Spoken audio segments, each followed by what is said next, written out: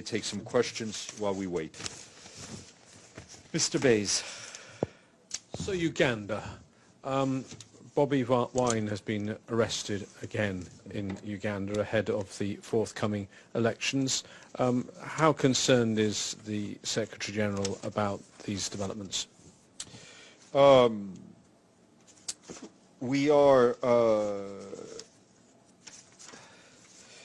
We've been following, I think, the developments around Uganda and the the presidential campaign. I think it's very important that state institutions, particularly security forces, act in a manner that respects human rights and the principle of the rule of law in order to for an inclusive and broad participatory political and environmental process. We will be following up more closely on the latest developments.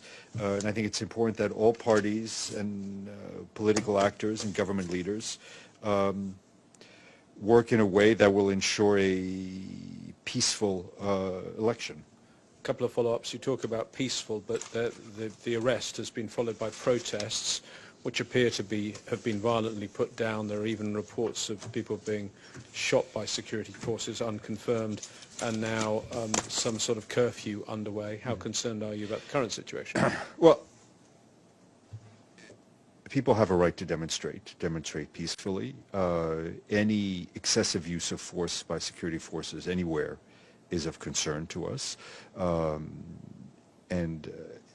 It is important that there is a space provided for people to express themselves, whether in demonstration or through a democratic process.